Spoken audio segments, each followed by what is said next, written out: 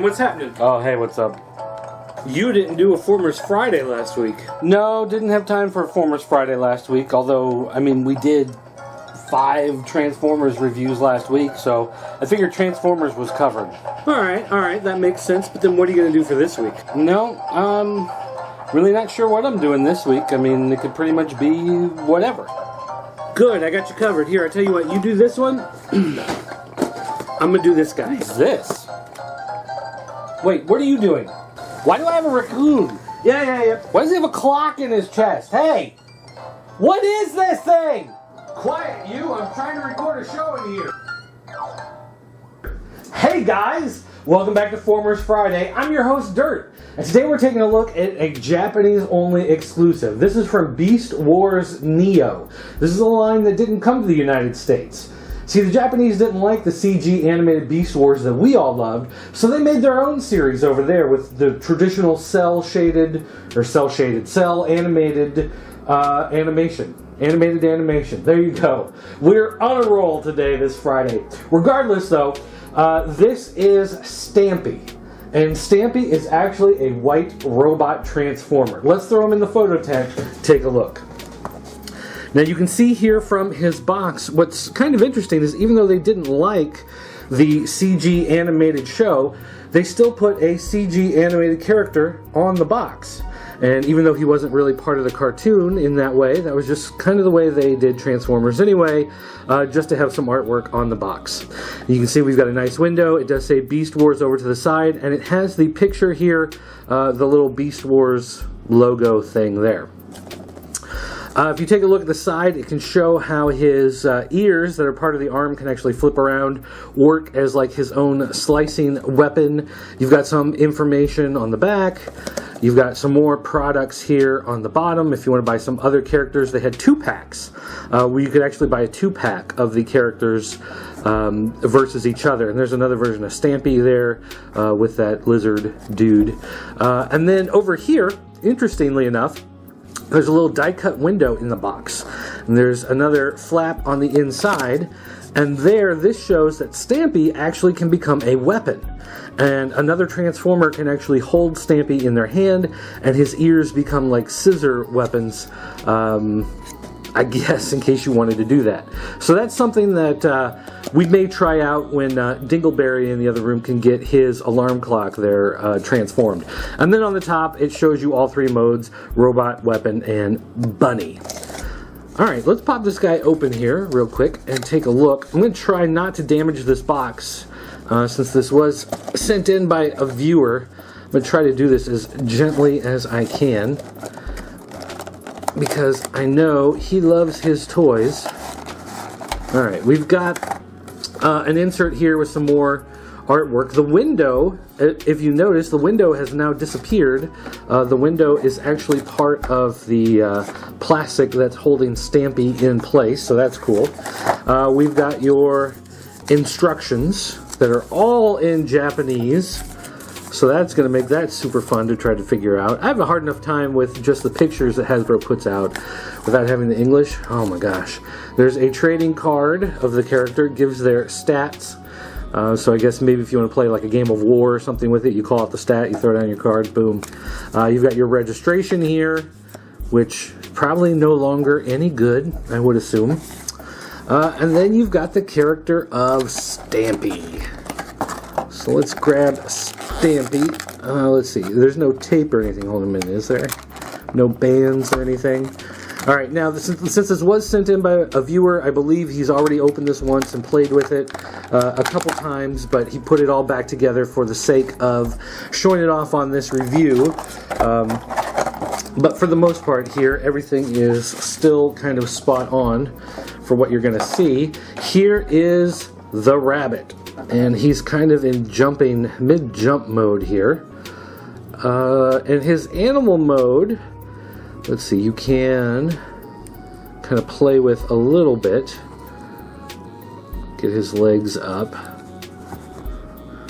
Now his head, he's got those crazy rabbit eyes that are all red. There's his ears with a little bit of a nick. Interesting thing, you can see here on the ears There's a little bit of circuitry and whatnot kind of actually sculpted in, so even though this is his disguised rabbit mode and you've got little bits of, you know, kibble and whatnot sticking out, they still did it that way so you could tell easily that he is in fact half machine. From this point of view, you know, looking at him, you know, just kind of this way like a rabbit, he doesn't look too bad. Again, you know, there's little bits of the pieces sticking through, but for the most part, he looks kind of like a little rabbit. But as soon as you turn him this way, the illusion, you know, completely falls apart. You can see all the circuitry in there. You've got his chest piece with some sort of gem here with that kind of maximals, or what I think these were the Cybertronons or Cybertrons or whatever, had some weird name. Here's the handle that you would actually hold him in weapon mode, right there. Some more pieces of the circuitry and whatnot. So the illusion of it being an animal really only works, and on this side you've got the giant screw sticking out in his tail. So from this side you can show him off as being, hey look, I've got this toy rabbit with some funky stuff on the side, but really from any other view it doesn't work quite as well. Alright, so now using the magic of haha, I had my glasses on. No, I didn't. You didn't see that. I'm not getting old. So anyway, using the magic of video editing, we are now going to make him magically transform. Let's hop back in and take a look at his robot mode. So there he is in his robot mode glory. A couple things to say about this. First of all, again, because he's got the weapon mode, here's the handle just sticking out of his midsection. So he's got some kind of weird thing going on here. I don't even want to get into that. His hands on his transformation here, this is the inside of his head. This would be the mouth area, is kind of his grip.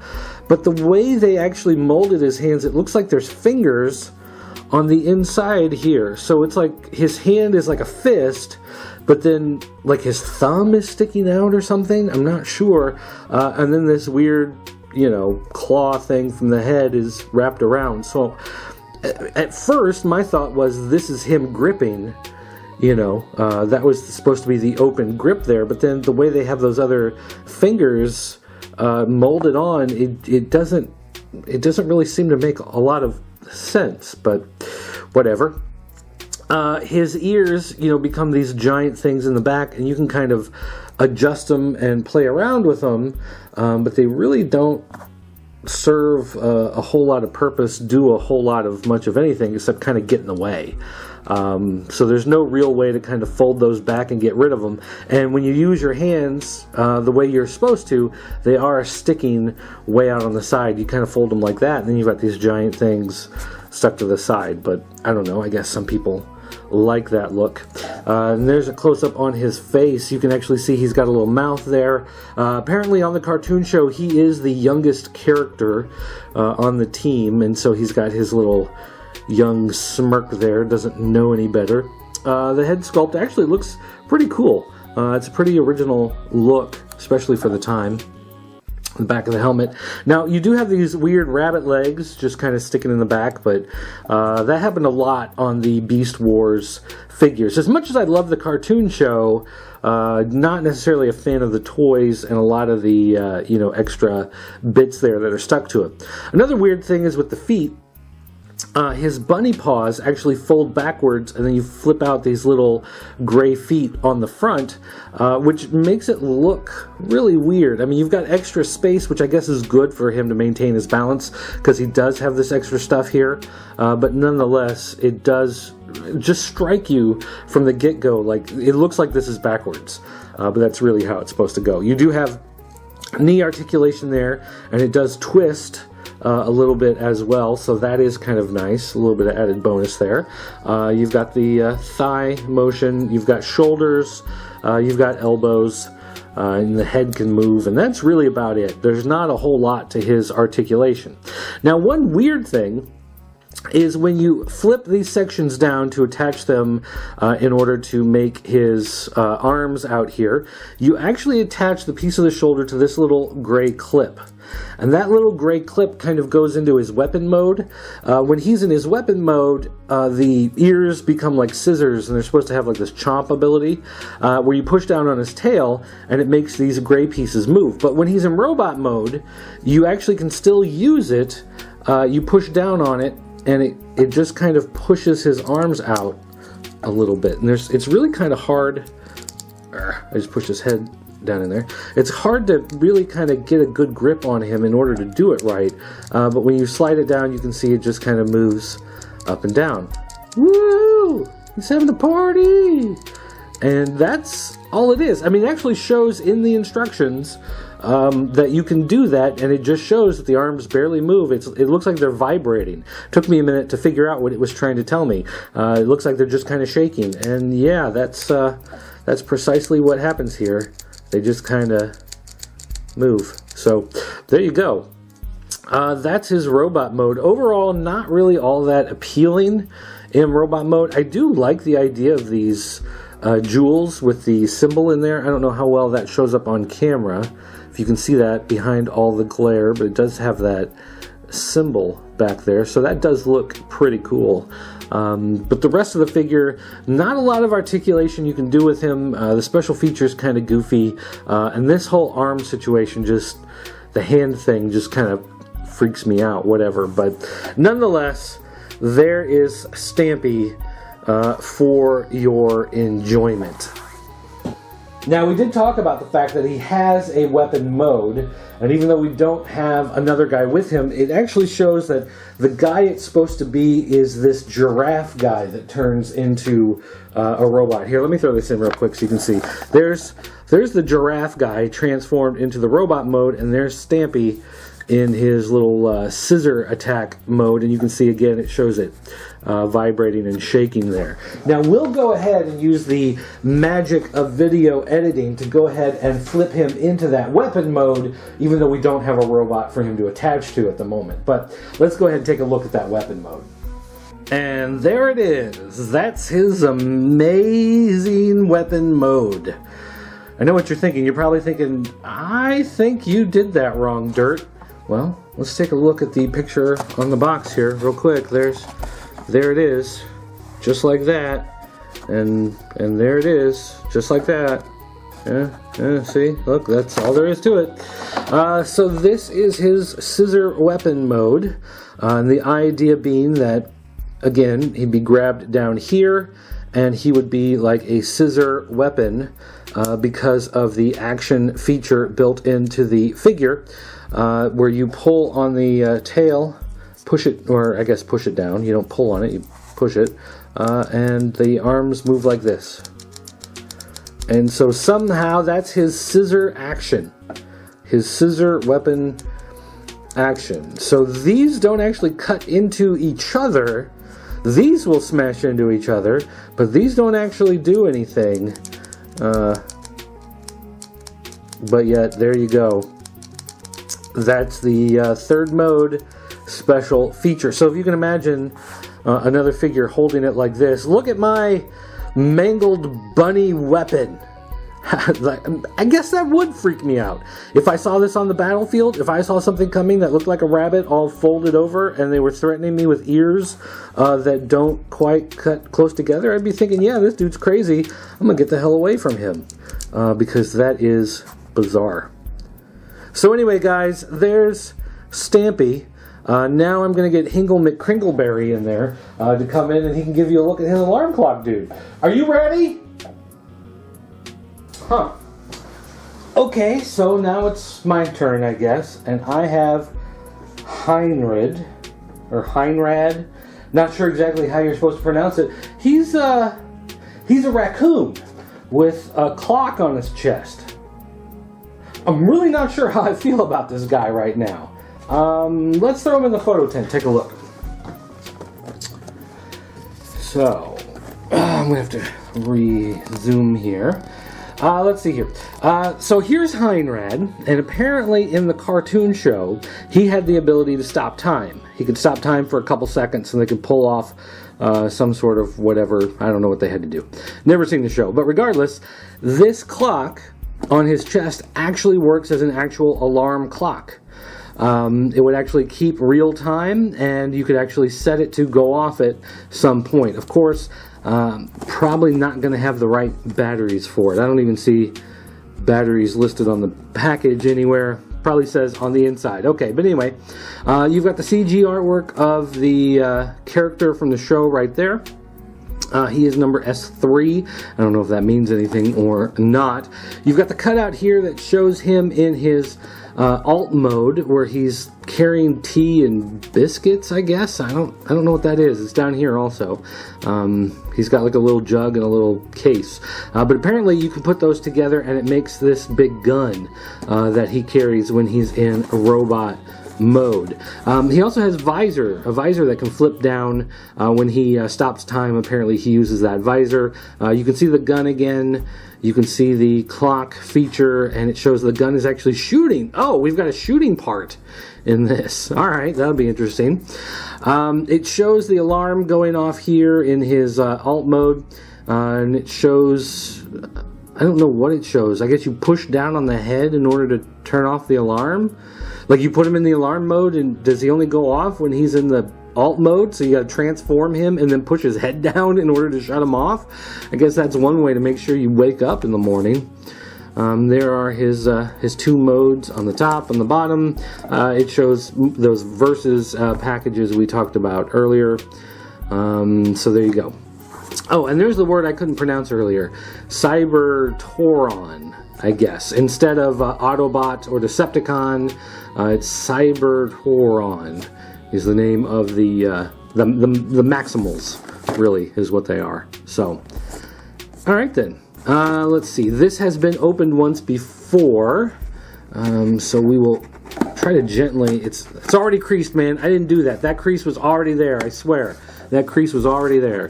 All right, let's open this box up. We've got some more artwork in the back. There's the Maximal, and it looks like shattered ice or shattered glass behind him. Pull him out. Take the box out of here. Nothing else in the box, right? Okay.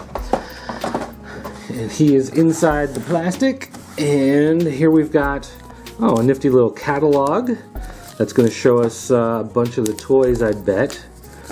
And some artwork, it looks like, from the show, because the show was the traditional cell animated instead of the CG. So we've got some artwork there showing that. Probably the story, all the different toys, different things available. That's cool. People love to look at that. More instructions, of course, all in Japanese. So I am going to be at a huge disadvantage putting this together. And then we've got our little envelope here. It's got another little catalog of some sort. It's got the trading card and the registration. You take a look here. I'm not so much worried about the registration. The trading card, again, shows the character, has his stats. Oh, they're all question marks. Oh, so maybe you can't play a little game with these, like I thought originally. Alright, well anyway, there's the dude. All you know about him is that stat, whatever that one is, that's a 7. I really have no idea what that says. And another little catalog here that shows off more of the toys. Now there's the giraffe guy that holds Stampy as a gun.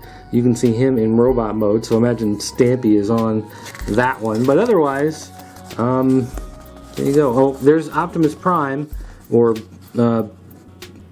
Big Prime, I think is Big Convoy is what his name was here, the woolly mammoth. Now, I believe that's the same woolly mammoth mold that they used for the BotCon Ultra Magnus that they made a couple years ago. I could be wrong, but I think that's it. And then Megatron in this one was Magmatoron or whatever, and he was actually 3 different dinosaurs. They didn't turn into robots on their own, but you could take the 3 dinosaurs and kind of kit bash them almost in order to make Magmatoron dude. So there's that, and that shows you pretty much the extent of what I know about Beast Wars Neo from Japan. All right, move that stuff out of the way. Okay, there's the opening there. A little piece of clear plastic to keep everything in place. There are the missiles that shoot. I'm not even going to take those out of the package because if I do, I will immediately lose them, and I really don't want to do that. Let's take out our raccoon. We'll take out his tea here and his biscuits, I'm guessing, and we'll set this off to the side, out of the way. Now they show that if you take this raccoon guy and you hold out his arms, he holds one of these in one hand and one in the other hand. These are actual cords on here, not little pieces of plastic, actual fiber cords. And there you go, he's carrying the snacks.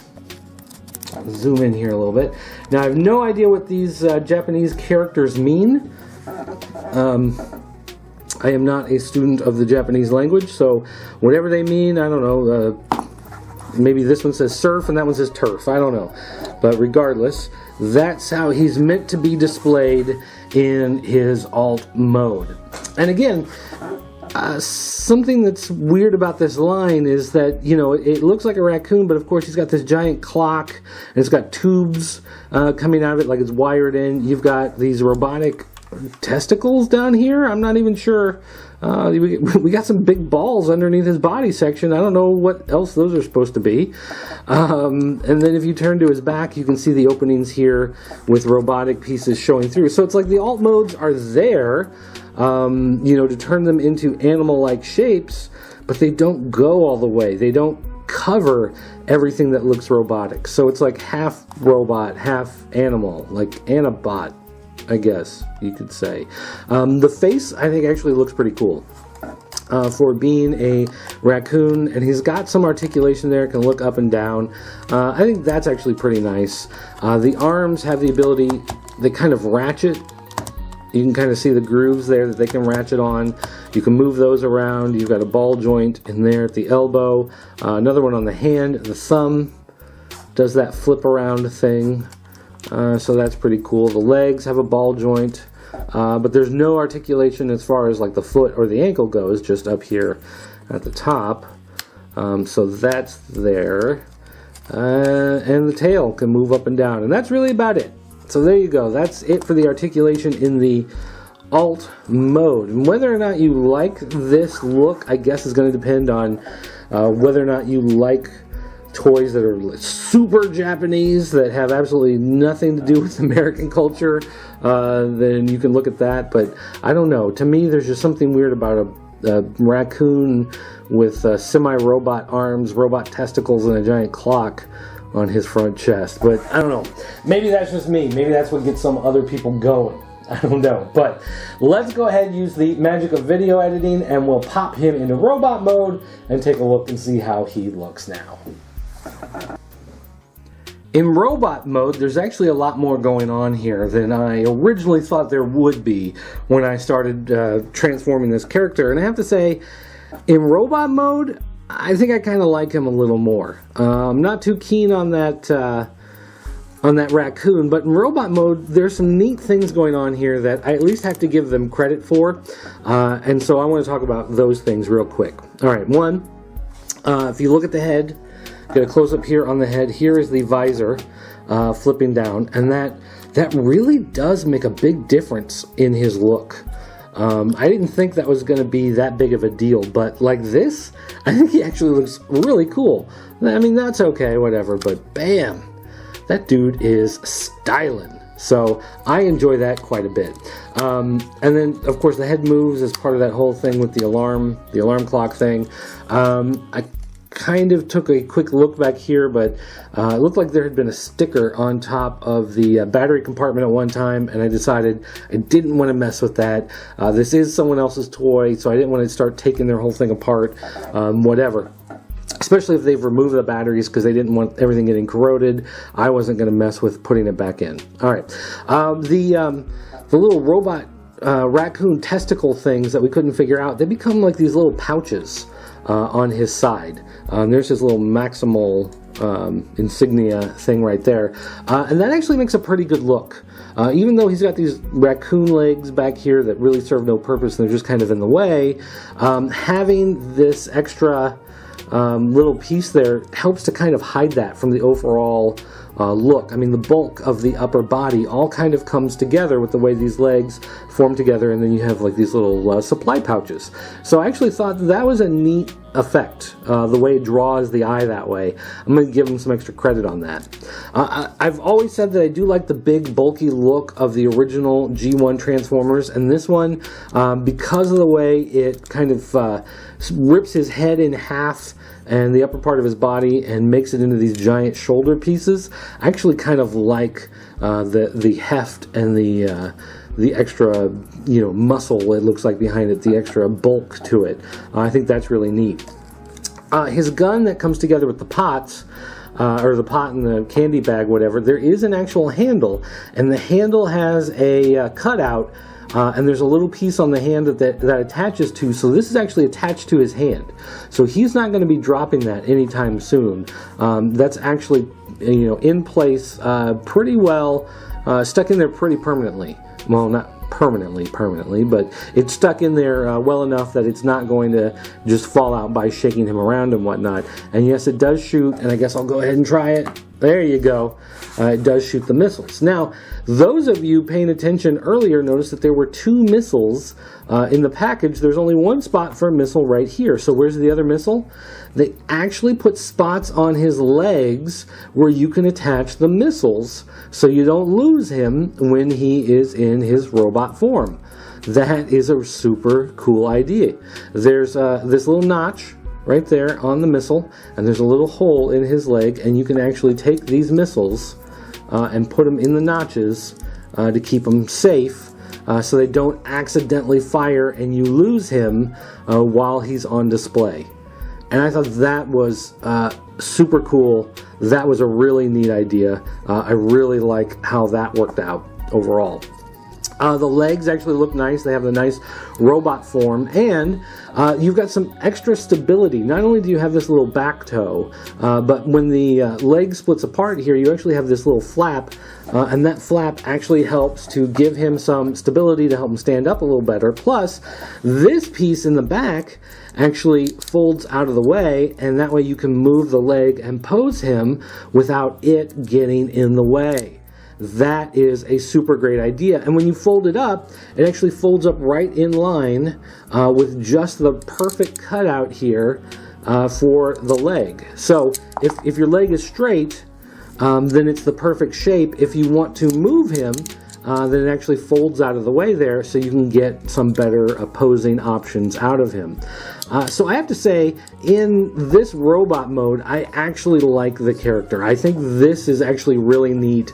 If I was going to put this on display, I would definitely have him in the robot mode, not the raccoon mode, but in this mode right here. I think this is actually a nice looking robot. This is a neat toy.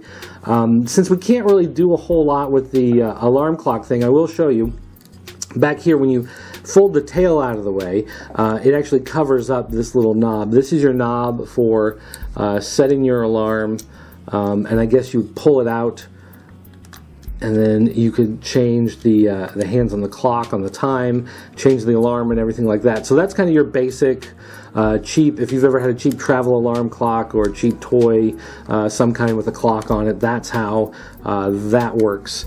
And they just kind of built it into the toy. And since he's got the ability to stop time, it kind of makes sense he has a clock there. So, and in robot mode, I think that actually looks pretty cool. So overall, I'm going to say in robot mode, he gets a thumbs up. In the alt mode, where he's the raccoon, not really that keen on the character, but this robot mode is actually pretty cool to me. I like that quite a bit.